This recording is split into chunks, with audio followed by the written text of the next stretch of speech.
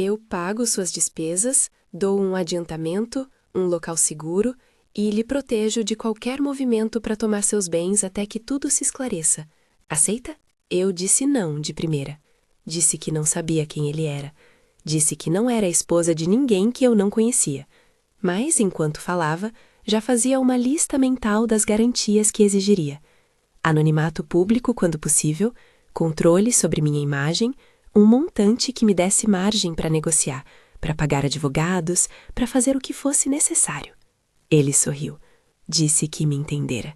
No banco de couro da limusine, com cheiro de couro novo e city lights desenhando-se como um mapa luminoso através do vidro limoado, negociei. Ele não ofereceu apenas a promessa. Ofereceu números e compromissos palpáveis, passagens pagas, acomodação e $50.000 adiantados.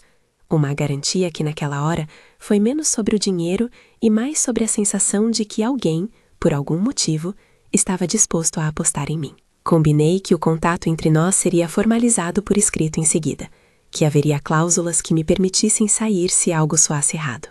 Ele acenou, como quem aceita um contrato não apenas com uma caneta, mas com uma avaliação social. No jato, enquanto o céu trocava o azul por um negro pontilhado, olhei para ele com mais atenção. Alexander tinha mãos que sabiam erguer decisões, unhas limpas, pele levemente marcada por veias que denunciavam horas de escritório e olhos cansados de quem já negociou noites assim antes. Conversamos. Ele falou pouco de si e muito do que precisava. Investidores conservadores que a imagem de estabilidade poderia persuadir, um irmão, Nathan, que tinha uma inclinação para sabotar, para vencer, uma reputação a salvar. Eu falei de mim. Eventos, organização, uma passagem para Nova York que me garantiria voltar ao que era meu. Um apartamento, clientes, minha vida. Não foi amor à primeira vista. Foi cálculo. E no centro daquele cálculo havia uma escolha. Manter a dignidade do orgulho e ficar ali, congelada, ou aceitar uma ajuda prática que poderia me salvar de algo pior. Aceitei. O contrato que assinamos dias depois não foi um romance, nem um tratado para tomar o mundo. Foi uma ferramenta. Cláusulas curtas, termos que protegiam meus direitos de imagem e meu acesso aos meus bens até que a tempestade passasse. Não vou entrar em detalhes jurídicos, porque não é o ponto. Mas tudo foi feito com a consulta de advogados. Alexander não queria problemas, queria estabilidade para fechar negócios. Eu exigi uma cláusula que me desse liberdade. Ele concordou. A chegada a Nova York foi um choque de ar frio, luzes e a percepção cruel de que a cidade não espera que você esteja inteira. No entanto, com Alexander ao lado, a linguagem que me faltava se transformou em ação. Não era mais sobre ser abandonada por sangue. Era sobre desempenhar um papel com a minha própria voz. No preparo para o gala, que iria decidir se a rodada de investimentos que ele precisava sairia ou não, eu não fui uma adição decorativa. Eu organizei a logística do evento, coordenei a entrada de convidados, sugeri como posicionar discursos e mesas para que os investidores conservadores se sentissem em casa. Pente me queria frágil. No entanto, a vida em que tudo isso acontecia nunca é linear. Nathan, o irmão de Alexander, não gostou do que viu. Ao contrário do que eu esperava, não foi apenas uma resistência passiva. Surgiram manchetes, fotos fora de contexto, rumores plantados por alguém que queria minar a confiança dos investidores. No meio das luzes e dos vestidos de veludo, uma foto minha, com olhar sério, foi recortada e colocada em manchetes que insinuavam que eu fazia parte de um plano para maquiar problemas. A rotina do evento transformou-se num jogo de xadrez. Alexander reagiu com a frieza de alguém que já vira esses lances. Reuniu a equipe de comunicação, trouxe depoimentos controlados e usou meu próprio trabalho como prova de que eu sabia o que fazia. Em público, ele me elogiou com precisão cirúrgica. Não romance, não obrigação. Apenas um reconhecimento calculado do meu valor. Em privado, numa sala menor antes do jantar, ele me olhou e disse: "Você foi decisiva hoje." Eu entendi o que isso significava. Seu apoio estava se tornando público, e com isso surgia uma necessidade de consolidar uma narrativa que fosse incontestável para olhos que só acreditam no que vem. Foi ali que ele propôs algo que, num primeiro momento, me soou grosseiro e, em seguida, inteligente. Um casamento formal no papel, com duração de 1 ano, o suficiente para amortecer rumores e dar uma face estável ao que precisava ser comunicado aos parceiros conservadores. Não é sobre nós, ele disse, é sobre a confiança que os outros precisam ver. Ele ofereceu mais proteção financeira, condições para que eu mantivesse autonomia sobre minhas finanças e garantias de que o acordo seria dissolvido ao término do período estabelecido, sem complicações públicas. Eu pedi tempo para pensar. Pensei na minha família, que me deixara em Paris, nas mãos que tinham levantado minha identidade como se fosse um objeto descartável. Pensei no apartamento em Manhattan, no contrato de aluguel, na reputação que eu havia construído à custa de noites mal dormidas. Aceitei com termos. Reafirmei, como sempre, que minhas decisões seriam tomadas com olhos abertos. Ele compreendeu e fez questão de deixar isso registrado. A noite do gala foi uma sequência de pequenos milagres organizacionais. Os convidados fluíram, as palavras certas foram ditas, os termos foram discutidos sem alarde. Havia um momento, no meio da festa, em que senti o peso de tudo o que havia acontecido. O abandono no aeroporto, a oferta de um estranho, a negociação moral que eu fiz comigo mesma. Eram reflexões que não cabiam em nenhuma versão oficial do meu currículo. E então o telefone vibrou. Pela primeira vez, senti um ímpeto de raiva que não tinha espaço para ser externado. Era a primeira sinalização pública de que algo de minha família havia iniciado. Mais tarde descobriríamos que aquilo não foi apenas um impulso. Foi o começo de uma estratégia para tentar me controlar. Não foi surpresa que depois daquela noite chegassem documentos. Em caixas de e-mail, em envelopes selados, em chamadas anônimas ao meu número antigo, minha família havia acionado algo que eu nem sabia que existia, uma petição para que eu fosse colocada sobre um regime que lhes desse controle sobre meus bens. O termo que usaram, conservatorship, soava técnico e impessoal. Na prática, era uma tentativa de me transformar num bem administrável, sob a justificativa de fragilidade emocional. Não vou entrar em detalhes legais porque isso não é um manual, mas posso descrever o sentimento. Uma violação íntima, como se alguém quisesse me confinar numa caixa rotulada com a justificativa de preocupação familiar. Quando recebi a notificação inicial, a primeira pessoa que eu liguei foi para Daiane, minha prima, que sempre acreditou em mim. A segunda foi para Alexander. Ele não escondeu a irritação. Ao mesmo tempo em que se mostrou inequívoco ao me proteger, ficou visivelmente tenso. A imagem pública que ele havia comprado para legitimar seus negócios agora corria risco. A resposta foi coordenada. Chamamos Martin Coleman, um advogado conhecido por casos de proteção patrimonial. Com o tempo, ele se tornaria mais do que um conselheiro legal. Seria uma âncora. Martin fez algo simples e poderoso. Trouxe clareza para algo que parecia nebuloso. Precisávamos mostrar que eu tinha capacidade, que havia provas concretas da minha autonomia e da minha atuação profissional. Reunimos registros financeiros, depoimentos de clientes, contratos de eventos, avaliações do apartamento em Manhattan, tudo que pudesse demonstrar que eu era uma agente econômica independente, não um raio de vulnerabilidade pronto para ser recolhido. Enquanto isso, minha família não parou. Eles falavam em nome da preocupação, pediam, em alguns momentos, que eu pensasse no bem maior. Em outros, eram mais diretos. A petição já corria, testes psicológicos haviam sido sugeridos por alguém próximo e havia um movimento para desacreditar meu senso de julgamento. Lembro de olhar para a foto do meu pai, anos atrás, e ver naquele rosto as mesmas linhas que agora pareciam duras, fechadas. Perguntei por quê. Minha mãe disse que estava assustada. Ângela dizia com a convicção de quem se alinha com quem ganha que eu era imprudente. Era um choque de empatia e traição.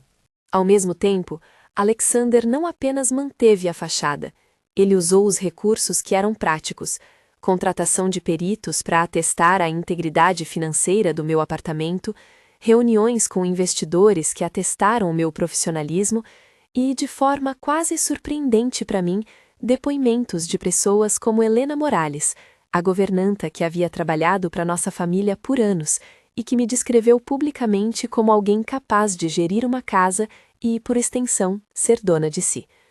Ter testemunhas que me conheciam além da história em manchete foi crucial. Harold Reed, um investidor conservador que inicialmente tinha dúvidas, falou sobre a minha postura profissional em eventos anteriores. Essas vozes, surpreendentemente, me deram algo mais além da confiança no tribunal. Me devolveram a narrativa humana. Tive que aprender a pensar como quem prepara um caso e também como quem reconstrói uma vida em pedaços. Em dias, respondi a perguntas que mal sabia articular. Quem administra seu dinheiro? Quem decide sobre suas propriedades? Tem alguém tomando decisões por você? Eu precisava provar, com documentação e com presença, que tudo era de fato meu. Não foi fácil. Cada documento exigido me lembrava da vulnerabilidade que meu pai e minha mãe enxergavam em mim, ou inventavam ver. Mas havia também algo libertador. Cada comprovante que eu juntava era uma prova de que eu havia construído um caminho. E então veio o momento em que minha família decidiu que a próxima etapa não seria apenas uma petição protocolar. Vieram até o meu apartamento. A campainha tocou num dia de chuva tênue. Abri a porta e vi, na sala, os rostos que eu conhecia desde a infância. A maquiagem deles era de quem havia treinado para parecer preocupados. Meu pai falou primeiro, com aquela voz que sempre pedia compreensão. Joyce, precisamos conversar pessoalmente. É pela sua segurança. Minha mãe olhada para o chão.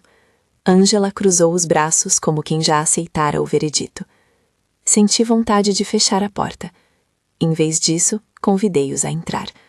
Não porque acreditassem que poderiam mudar, mas porque precisava ver as expressões, ouvir as palavras, medir as intenções. Sentei-me em frente a eles e, com voz firme, disse o que vinha dizendo desde Paris. Eu não era uma criança. Eu não queria que controlassem meus bens, eu não precisava que alguém decidisse por mim. Ofereci um acordo prático. Prometi retirar qualquer ação civil se eles retirassem a petição que buscava me colocar sobre um regime de controle e publicassem uma retratação discreta, voltada a reparar o dano à minha reputação. Foi uma oferta pragmática, sem rancor dramático. Eu ofereci troca por respeito. Eles hesitaram. Meu pai, que sempre foi tão categórico, tremeu. Minha mãe chorou baixinho. Ângela olhou para mim com algo que parecia remorso. Ainda assim, não foi suficiente. O pedido que eles fizeram à corte já estava em andamento. Havia por trás pessoas que ganharam com o caos, conselheiros que sussurraram medo e advogados que vislumbraram controle. Quando eles saíram, deixaram algo no ar, a certeza de que a batalha não terminaria numa conversa. As semanas seguintes foram um turbilhão, entre reuniões com o Martin, depoimentos e o acompanhamento do meu próprio estado emocional. Ganhei clareza sobre uma coisa. Era preciso reconstruir não só minhas defesas legais, mas também a minha vida cotidiana. Alexander manteve a postura. Em público, nosso casamento de papel, que já havia sido oficializado, funcionou como uma cortina de fumaça estratégica. Em privado, conciliávamos agendas, discutíamos contabilidade e ele me ensinava, sem palavras diretas, como transformar a fragilidade que minha família tentara explorar em uma demonstração pública de autonomia. Houve ameaças veladas. Um e-mail anônimo ensinou que havia dificuldades psicológicas. Alguém tentou plantar a ideia de incompetência na cabeça de quem lia as notícias. Martin respondeu com a frieza de quem sabe que o jogo é brutal. Ele não prometeu milagres, disse apenas o óbvio. Traria evidências. Organizamos testemunhos, demonstramos contratos de eventos que eu havia coordenado, cartas de clientes, pagamentos e avaliações do imóvel em Manhattan. Reunimos provas de que eu sabia gerir recursos. Não era uma vitória ainda, era a preparação de uma fortaleza. Nessas noites em que não conseguia dormir, eu andava pela varanda do apartamento que eu chamava de meu, olhando para as luzes da cidade e imaginando Paris como se fosse uma memória possível de ser moldada de novo, em outro contexto. Pensei no que significava cortar laços. Não era apenas uma perda, era uma escolha consciente de não permitir que o histórico definisse meu futuro. Percebi que muitas pessoas resolvem problemas com as mesmas ajudas que me foram negadas: proteção, decisões tomadas em seu nome, um controle que se mascara de cuidado. E foi isso que eu rejeitei. Mas rejeitar não é fácil. Quando você se vê catalogada por quem deveria te amparar, cada gesto de autonomia exige resistência. E havia algo mais. A imagem pública que se formava ao redor da minha vida agora afetava clientes, possíveis parcerias e a minha capacidade de operar livremente no mercado em que trabalhei tanto para entrar. A decisão de aceitar a ajuda de Alexander começou a ser percebida de formas diferentes por pessoas de fora. Alguns, com cliques rápidos, interpretaram como venda da minha dignidade. Eu sei o que é isso. A dificuldade de explicar o que foi, no fundo, um contrato para manter a minha independência. O conflito com minha família continuava, frio e cuidadoso. Eles usavam a legalidade como arma, eu a evidência do meu trabalho. Em meio a essa batalha, a relação com Alexander se transformou em algo complexo, não íntimo, não simples, mas funcional. Ele tinha defeitos. Quem não tem? E havia também uma linha tênue entre utilidade e exploração. Eu mantinha essa linha traçada com firmeza. Sempre disse: eu me recuso a ser objeto. Ele parecia entender, e por isso nunca ultrapassou um limite que eu não autorizasse. O telefonema de Martin chegou numa tarde cinzenta, anunciando que a audiência preliminar estava marcada. Senti uma mistura de medo e calma. Havia muito em jogo: o apartamento em Manhattan, a reputação e, acima de tudo, a minha autonomia. Reuni mais documentos, pedi a Daiane que se preparasse para um depoimento e adiantei conversas com clientes que pudessem atestar minha capacidade profissional. Tudo isso trouxe uma sensação crua. Era como montar um quebra-cabeça, cuja imagem era a minha própria vida.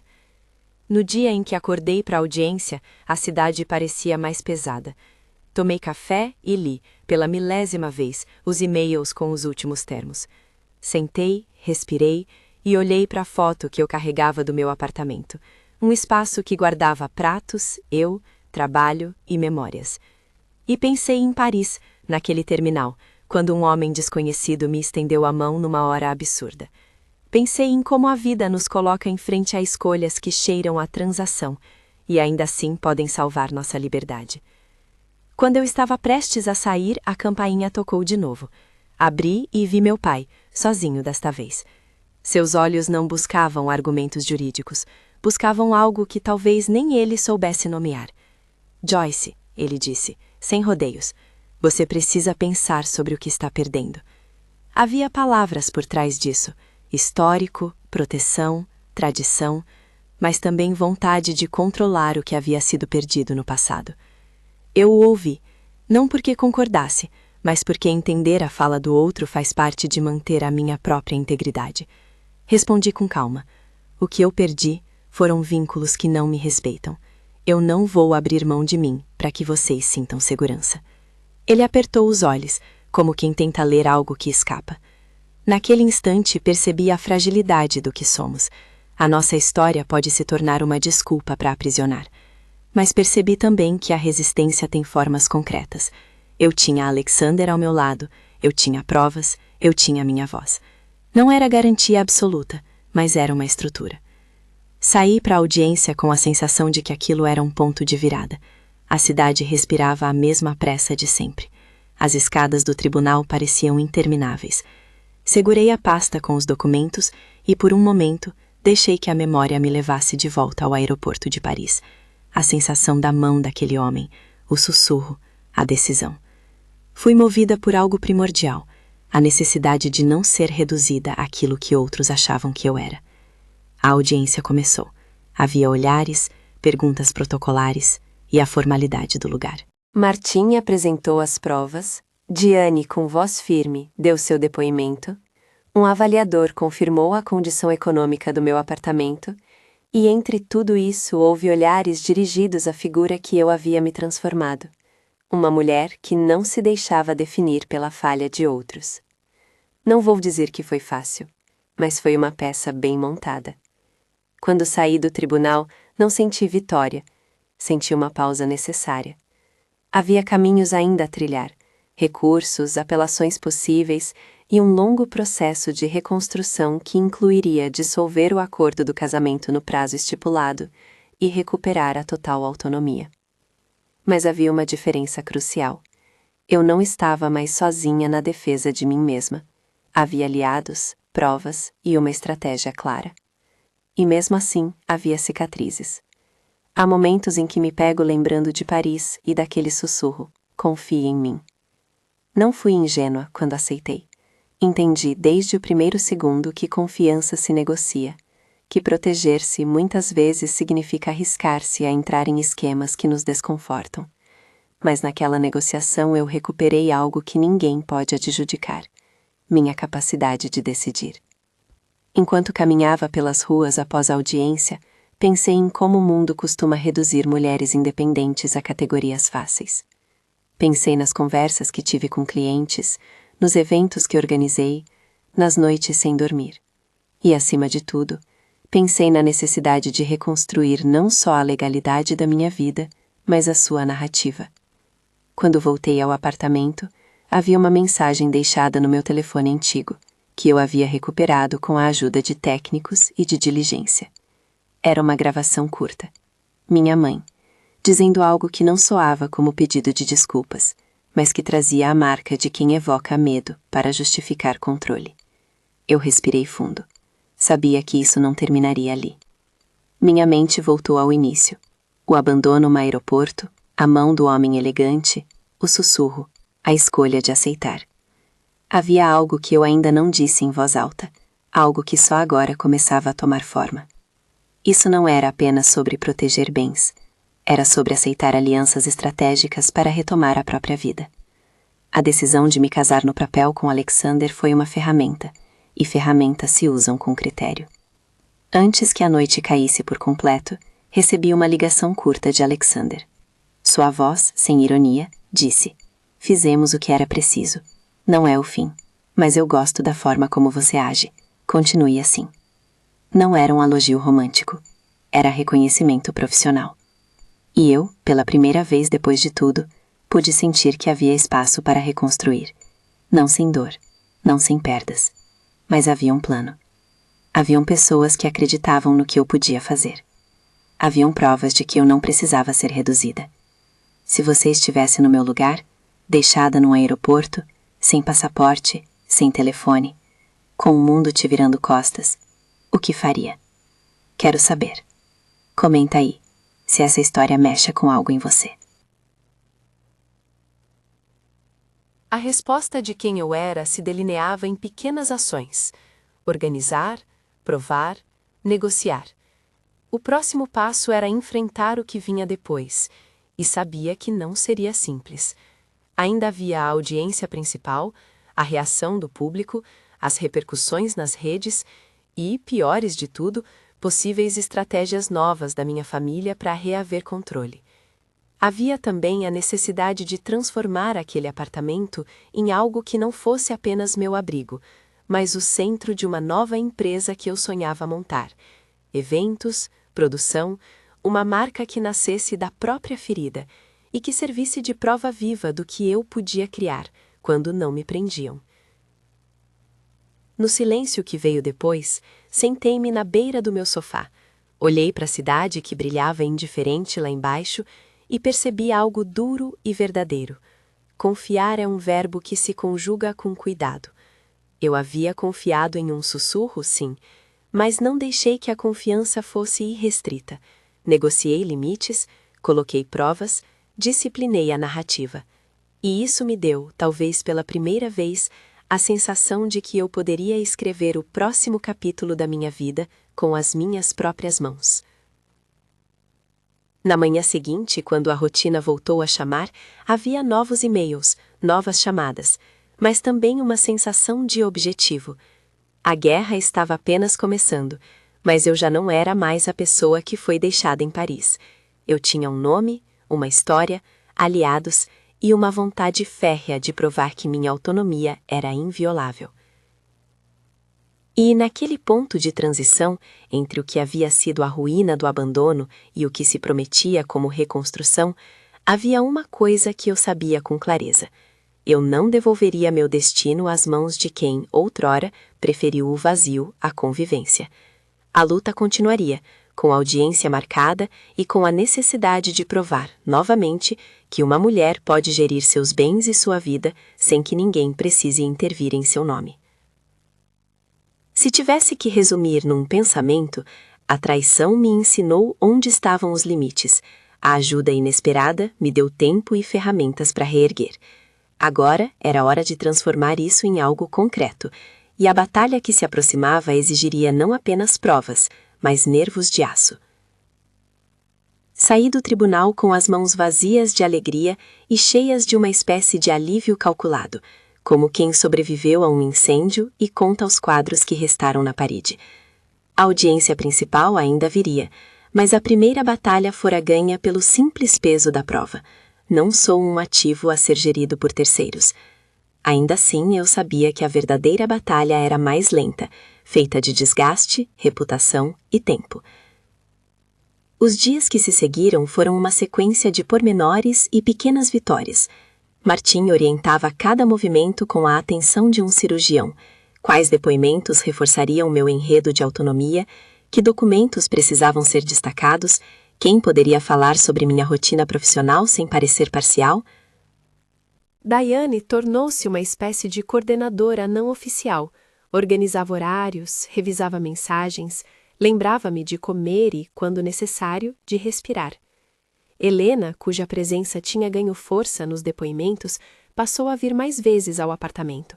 Em vez de apenas limpar ou organizar, trouxe a calma prática de quem conhece histórias de família e sabe que dignidade também se reconstrói em pequenos rituais: uma mesa posta, uma planta regada, um café feito do jeito certo. Nathan continuou como sombra pública, comentários nas entrelinhas de entrevistas, pessoas sussurrando que a instabilidade emocional era o que justificava qualquer intervenção. Mas havia também furos na narrativa que nós encontramos. Mensagens encontradas, datas cruzadas, testemunhos que colocavam a iniciativa do processo na conta de conselheiros e de terceiros interessados mais em controlar do que em proteger. Martin não levantou bandeiras moralizantes, apresentou fatos com a calma de quem quer que o juiz veja a matemática por trás do teatro.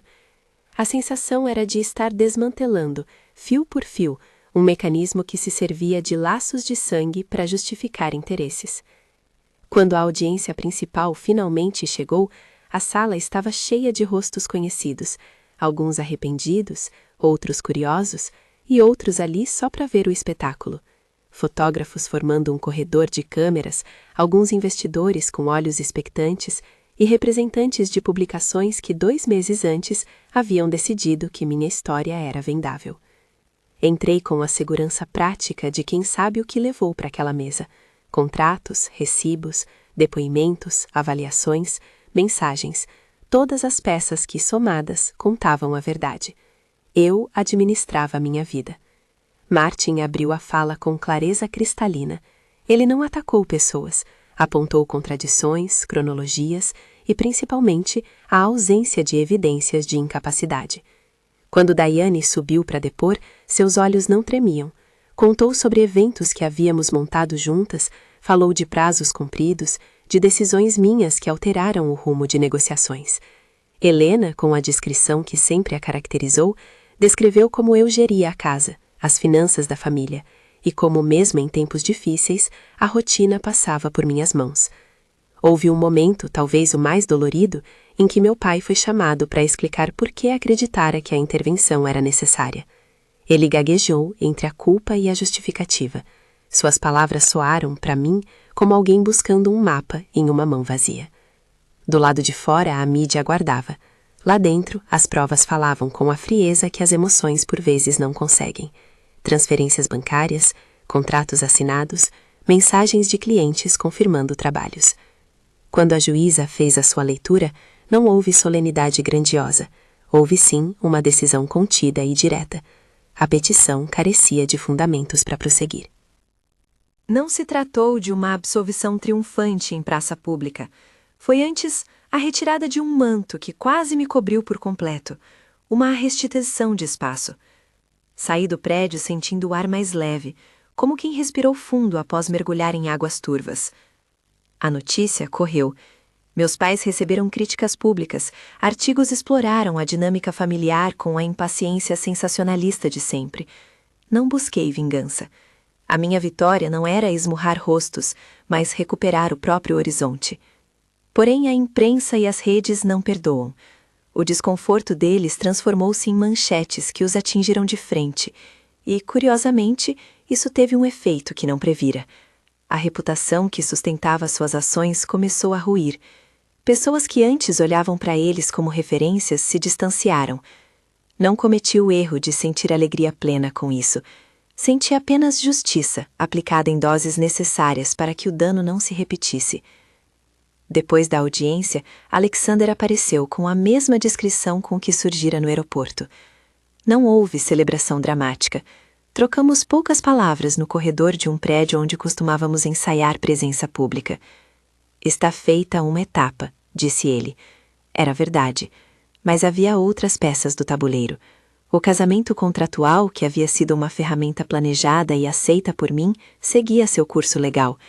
Eu sabia que quando tudo isso terminasse, teria que decidir se naquele contrato havia algo que valesse manter como vínculo ou se de fato era hora de dissolver e selar um ciclo. O termo casamento de papel frequenta o imaginário de quem observa de fora. Eu, que vivi o trato, sabia que éramos dois adultos que concordaram em usar uma instituição social para proteger interesses concretos. Mantive meu compromisso. Autonomia financeira preservada, cláusulas que me garantiam liberdade para agir profissionalmente e o acordo de que tudo terminaria sem alardes ao fim do período estipulado. Alexander foi impecável em honrar aquilo que prometera, não por cavalheirismo místico, mas por necessidade prática. A reputação dele dependia de sua palavra, tanto quanto a minha dependia dos papéis que eu assinara para proteger minha vida. Dissolver o acordo foi, no fim, uma cerimônia burocrática e serena. Encontramo-nos num cartório pequeno, longe dos holofotes. Assinei alguns documentos, ele assinou outros, e ambos concordaram em dispersar eventuais dúvidas públicas com um comunicado curto e factual. Não houve declarações melodramáticas ou promessas de recomeço amoroso. Houve sim um acerto de contas prático. Entreguei minha liberdade, recuperei minha vida. As fotografias que circularam nada mostraram além de dois adultos que encerravam um capítulo com a mesma descrição com que o iniciaram. Com o processo encerrado e o casamento dissolvido, chegou o momento de transformar o que restou em algo maior.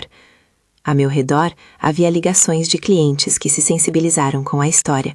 Havia uma rede pequena, mas fiel, que reconheceu meu trabalho. Percebi que podia usar aquilo que me atingira como matéria-prima para algo criativo.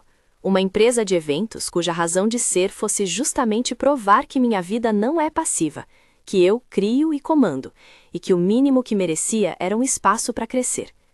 O primeiro passo foi transformar o apartamento em Manhattan, não demolir memórias, mas rearranjá-las.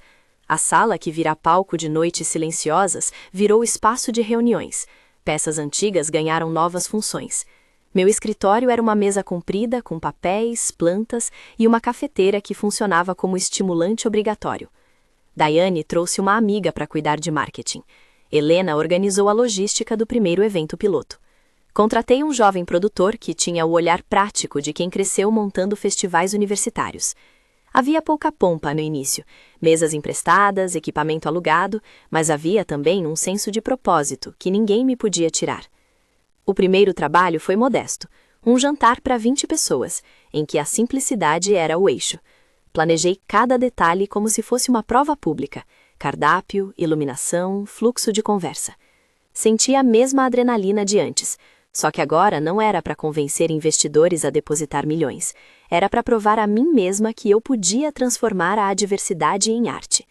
O evento correu bem, conversas floresceram, contatos apareceram.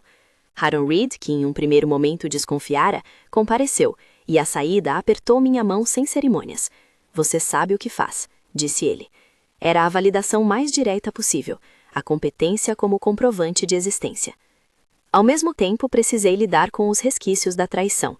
Meus pais mantiveram um espaço na distância. O pedido de retratação pública que eu havia proposto com mais firmeza antes serviu como linha de corte. Eu recuperei minha vida, mas não reabriria portas para humilhações. Não busquei punição, estabeleci limites. Talvez houvesse um momento futuro para reaproximação, talvez não. Não fiz pronúncias de perdão fácil. Entendi que reatar laços exige confiança construída, e confiança não se exige como impostos, se reconstrói com provas. No meio da rotina nova, tive horários de dúvida. Às vezes me pegava olhando a janela, lembrando do aeroporto, do sussurro e daquela escolha feita no frio de Paris. A diferença hoje era que eu sabia conjugar confiança com cautela. Aprendi a negociar minhas dependências com intenção. Se antes confiança podia ser um salto no vazio, agora era um contrato silencioso. Limites claros, observância de sinais e a capacidade de recuar quando o acordo deixasse de proteger minha autonomia. Houve oferta de contratos maiores, casamentos, lançamentos, convenções. Aceitei alguns, recusei outros. Minha marca, que não nasceu com um nome pomposo, mas com a promessa de qualidade, cresceu devagar, com clientes que valorizavam o trabalho feito com cuidado. Contratei uma equipe pequena, treinei práticas de respeito e autonomia e, com o tempo, percebemos que nosso diferencial não era luxo barato, mas a habilidade de organizar experiências que valorizavam as pessoas. Cada evento era uma reafirmação. Eu podia coordenar, negociar e criar sem abrir mão de quem eu era. À medida que a empresa florescia, a pressão externa cedia espaço para pequenas celebrações íntimas. Um contrato fechado, uma nota positiva na imprensa especializada, uma referência de cliente. Essas vitórias, por menor que parecessem, me devolviam a sensação de agência que a minha família tentara usurpar. Havia dias em que o telefone tocava com propostas e outras em que eu fazia contas apertadas. Ambas as situações faziam parte do caminho. Não idealizei um futuro de vastas garantias. Construí uma rotina de trabalho consistente e com limites claros. Com o tempo, algo surpreendente aconteceu. Minha relação com o público mudou. Pessoas que leram sobre meu caso se aproximavam com mensagens de empatia. Outras queriam contratar eventos. Algumas mulheres me escreviam contando histórias semelhantes de abandono e controle. Percebi que minha experiência tinha se transformado em algo maior do que eu mesma. Um espelho para quem buscava meios de escapar de dinâmicas opressoras. Não quis me transformar em voz única de ninguém, mas não resisti em compartilhar o que aprendi. A necessidade de documentar ações, de preservar provas, de cercar-se de aliados práticos e, sobretudo, de estabelecer limites. Não como receita legal, mas como relato de sobrevivência. Passei a dar palestras pequenas, não para ensinar leis, mas para falar sobre imagem, negociação e proteção pessoal. Mostrei como organizar eventos poderia servir como ferramenta de empoderamento, a capacidade de criar ambientes em que as pessoas se sentiam vistas, ouvidas e respeitadas. Em uma dessas conversas, olhei para a plateia e vi rostos que poderiam ser meus em outras épocas. Mulheres que decidiam não ceder suas vidas a narrativas que diminuíam sua agência. A sensação era estranha. Eu, que sempre quis ficar atrás das cenas, agora era a ponte para outras histórias. Ao mesmo tempo, não deixei de lado a cautela. O episódio com minha família ensinara que laços de sangue trazem complexidade. Aprendi a dizer não sem culpa, a impor limites com firmeza e a reconhecer que cortar laços em certas circunstâncias é um ato de sobrevivência, não de vingança. Havia dias em que sentia nostalgia de uma família que talvez existisse em outra linha do tempo. Havia outros em que sentia alívio por ter desenhado um perímetro claro. Essa ambivalência fazia parte do processo de cura, e eu permiti-me senti-la, sem pressa. Uma tarde de verão, num final de tarde com o horizonte brilhando, fui ao litoral com Daiane e Helena. Caminhamos pela areia, como quem precisa ouvir o próprio passo. Sentei-me numa pedra, e o vento trouxe memórias. Paris chuvosa, a mão que tocou meu ombro, o sussurro. Pensei em Alexander não como salvador nem vilão, mas como peça de um movimento em que minha agência foi recuperada. Ele me apoiou, cumpriu o que prometera e depois guardou seu espaço. Não era uma história de heróis, era uma negociação adulta que me permitiu respirar. Ao olhar para o mar, entendi que a confiança que me foi pedida naquele aeroporto era no fundo a mesma que eu precisava oferecer a mim mesma. Não era um sussurro rompendo com a razão, mas uma série de decisões conscientes. Confiar em alguém é muitas vezes autorizar temporariamente um outro a entrar no seu círculo, mas sempre com portas que você mesma pode fechar. Hoje, quando organizo um evento, não penso apenas na logística. Penso em como cada mesa, cada luz e cada convite respeitam as histórias das pessoas que participam. Minha empresa cresceu com essa ética: criar espaços que dignifiquem. Não é uma missão grandiosa em manchetes, é uma prática diária de respeito. E a família? Mantivemos contatos esparsos, algumas mensagens protocolares, encontros curtos, cheios de cortesias. Meu pai e minha mãe envelheceram em rostos que me eram familiares, e por isso me eram ainda mais complexos. Ângela, que uma vez participou do abandono, buscou reconexão com gestos que soavam tardios. Não fechei portas definitivamente, mas não aceitei reduções da minha autonomia. Aprendi a distinguir entre reconciliação e exigência de espaço. O dano feito teve consequências, sociais, emocionais, e eu não tinha a obrigação de consertar tudo sozinha. O que sobrou no fim foi uma vida reconstruída. O apartamento que era refúgio passou a ser centro de criação. A empresa deu alguns passos firmes. Minhas noites agora tinham menos tensão. E com o tempo me permitia abrir outras portas. Amizades verdadeiras, parcerias profissionais, momentos de silêncio que não vinham carregados de culpa. Reaprendi a dormir sem a sensação de que alguém poderia a qualquer momento decidir por mim. Em retrospecto, a cena no aeroporto ficou como um marco. Ali fui exposta, julgada e ao mesmo tempo oferecida uma rota de fuga. O sussurro, confie em mim, que antes soara como convocação arriscada, hoje me servia como lembrança de uma verdade maior. Confiança pode ser peça estratégica, desde que você a negocie. Eu negociei. Coloquei cláusulas, peguei provas, construí defesas. E no processo, reconheci que a autonomia não é algo que se possui de uma vez por todas. É construída, pedra por pedra, nas decisões diárias. Se alguém me pedisse um conselho prático, eu diria o que não quero que vire em instrução legal. Preserve sua voz. Documente suas ações. Cerque-se de pessoas que confirmem sua competência. Estabeleça limites claros. E não confunda gratidão com submissão. São palavras simples, mas podiam salvar vidas quando eu mesma as ouvi. Hoje, quando passo pelo portão do edifício onde moro, muitas vezes olho para a rua e lembro da chuva de Paris. Sorrio de um jeito breve, sem grandiloquência. Pensei em quantas pessoas vivem histórias onde laços de sangue se tornam instrumentos de controle, e senti que ao contar a minha, talvez eu ajudasse alguém a reconhecer que saída e reconstrução são possíveis. Não é um caminho fácil, não é livre de feridas, mas é possível. Na última cena que quero deixar, volto ao meu próprio gesto de liberdade. Sento-me no terraço do apartamento, com a cidade estendendo-se em linhas de luz abaixo, e deixo o vento me tocar. Fecho os olhos por um instante e repito para mim, agora com clareza: confiar em mim mesma é a primeira e melhor aliança que posso fazer. Aquela oferta no aeroporto salvou minha vida de uma maneira peculiar, porque me deu tempo para organizar a defesa daquilo que sempre foi meu. Mas a maior prova veio depois, quando transformei a traição em projeto, a dor em trabalho e a humilhação em dignidade. Se você chegou até aqui, quero convidar algo simples. Se esta história mexeu com algo em você, siga este canal e acompanhe outras narrativas de superação. Às vezes a diferença entre perder tudo e encontrar uma saída está em uma escolha difícil. E se precisar, lembre-se de que confiar é um verbo que se pratica com cautela, e acima de tudo, que a maior confiança é aquela que você dá a si mesmo. Minha família me abandonou no aeroporto. Um bilionário se aproximou e sussurrou: confie em mim. Eu confiei, mas mais importante, aprendi a confiar em quem eu me tornaria depois.